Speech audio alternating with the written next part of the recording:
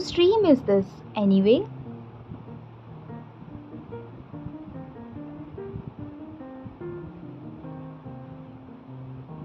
Hello, hello, hello. Welcome back to my podcast. It's Shritspace here, where we talk about spirituality, law of attraction, manifestation, mindfulness, and I love to read the speaking tree for you guys. And obviously, our very favorite, the sacred space. Alright, how are we all doing? As always, I feel completely in love. Not that love, obviously. I mean, in love with my life. I recently had an amazing week where I could sit, reflect on my viewpoints, understand how am I working, um, think about the points where maybe I was lacking or I can improve myself, and how would that action plan look like, in ways how actionable steps can I incorporate in my life. And this lands me to today, a week later, where I feel so much more organized, ready for the week, and all set. When I was going to talk to you guys about how I have been, or my side of the story, I had a completely different thing in my mind as before.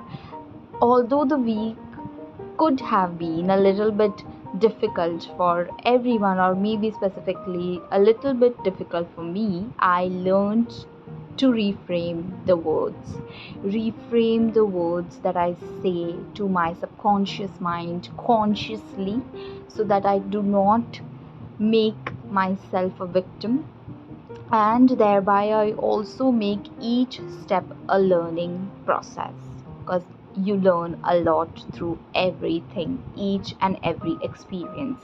And yes, that is what is related to our today's speaking tree topic. I am truly looking forward to read it, and I hope that throughout the week we pick up on these habits of ourselves, try to reframe, try to breathe in, breathe out, and go about our day, balance everything. Also, be very expressive of whatever our views it. Be very honest with ourselves. Do not be influenced to stepping into the self-sabotaging activities. Believe in yourself. Avoid getting lured by things like that.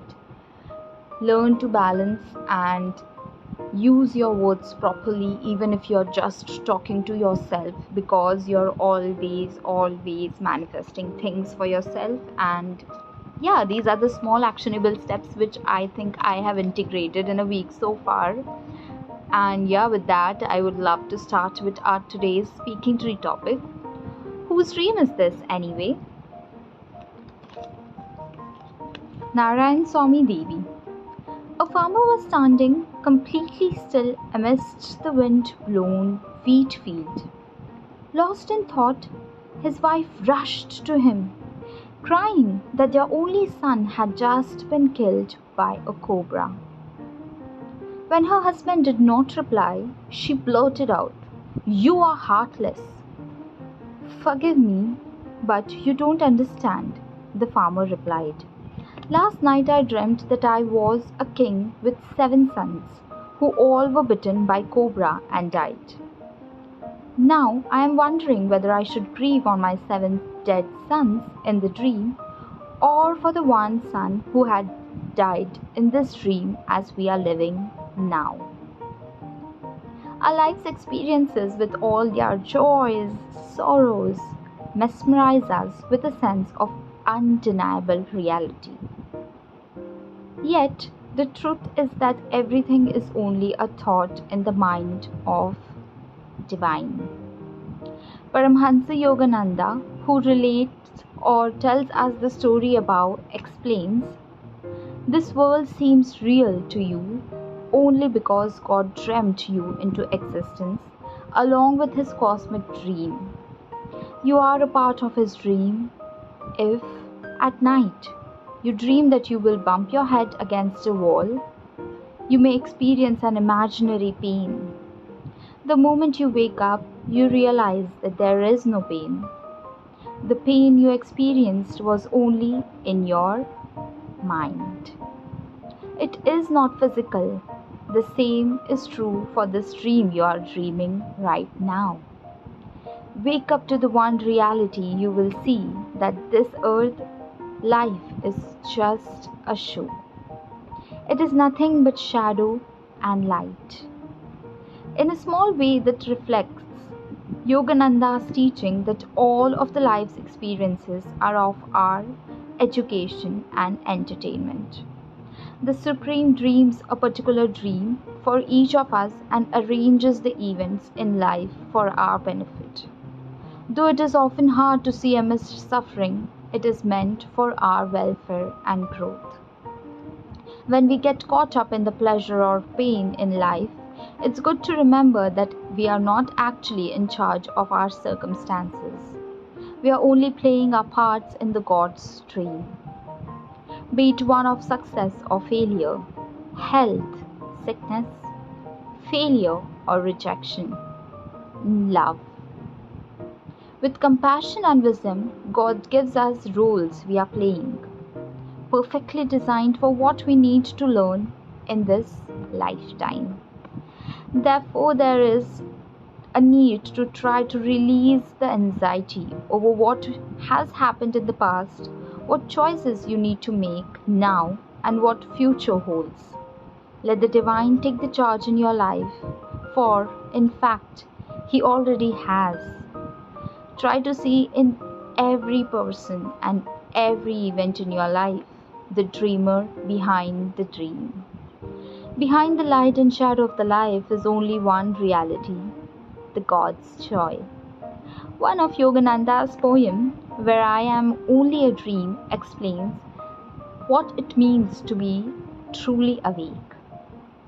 And he recites in this way, I come to tell you all Him and the way to encase Him in your bosom, and of the discipline that brings Him grace. And yet when I am only a dream to you, I will come to remind you that you are not, but a dream of my heavenly beloved. And when you know you are a dream, as I know now, we will be ever awake in Him. Amazing read. And yeah, sometimes when you are thinking about so many things that you want, or maybe you are so engraved in your to-do list, to your maybe 6 months goals, 1 month goal, 5-year plan, whatever it is. Yes, although they do have an lovely aspect for your acceleration of your growth and development, sometimes just relaxing, releasing the tension, and letting the divine guide you also helps us a lot. And I think I have learned it. I think learning to balance both being practical and having a little bit of a dreamy nature in ourselves is something that we all can integrate in our daily living. As they say, God has dreamt and imagined us into this world, so can we again dream of few things, and obviously that is how things come into fruition. So yeah, I hope we all integrate this, and do let me know what are your views about the same. And let us with this take some time to relax at least 5 minutes a day, to breathe in, to breathe out, maybe to follow few meditation activities, and to just relax. Alright, with that, let's move to, yes, you guessed it right, this sacred space. There is nothing infantile in the perception that somebody else has a responsibility to give our life meaning and point. The truly adult view, by contrast, is that our life is as meaningful as we choose to make it. Richard Dawkins. That was amazing and lovely speaking tree read. And with this is me, Shritspace, signing off. I hope you have a wonderful week ahead. Thank you. Mwah.